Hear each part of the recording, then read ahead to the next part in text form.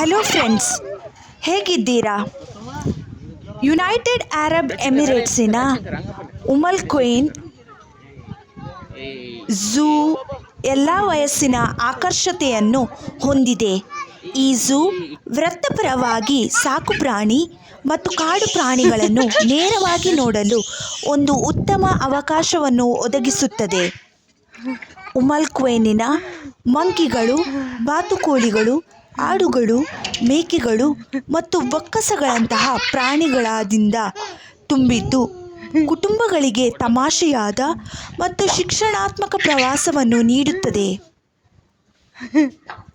ಈವಾ ತನ್ನ ತಂದೆಯೊಂದಿಗೆ ಉಮಲ್ ಕ್ವೈನ್ನ ಝೂಗೆ ಭೇಟಿ ನೀಡಿದ್ದು, ಅವಳು ಮಂಗಗಳು, ಬಾತುಕೋಳಿಗಳು, ಆಡುಗಳು ಮತ್ತು ನಾಯಿ ಕೂಡ ಇವರೊಂದಿಗೆ ಸಂಪರ್ಕವನ್ನು ಆನಂದಿಸಿದರು. ಅಲ್ಲೊಂದು ವಿಸ್ಮಯಕರವಾದ ದೊಡ್ಡ ಆನೆ ವಿಗ್ರಹವಿತ್ತು. ಅದು ಅವಳ ಗಮನ ಸೆಳೆದಿತ್ತು.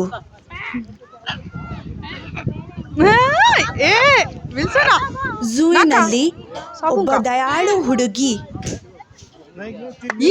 ಇವಳು ನಾಯಿಯನ್ನು ಹಿಡಿಯಲು ಸಹಾಯ ಮಾಡಿದಳು.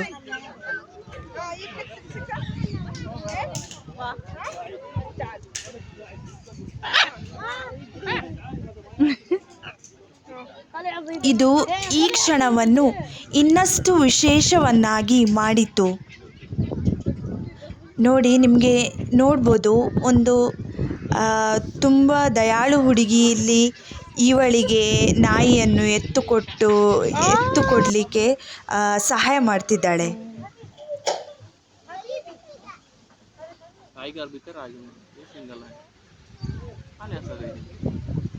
ಇಲ್ಲಿ ನಿಮಗೆ ನೋಡ್ಬೋದು.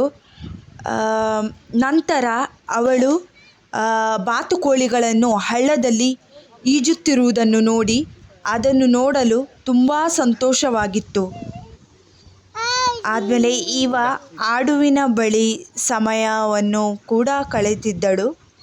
ಅವಳ ಝೂ ಸಾಹಸವನ್ನು ಮುಗಿಸುತ್ತಾ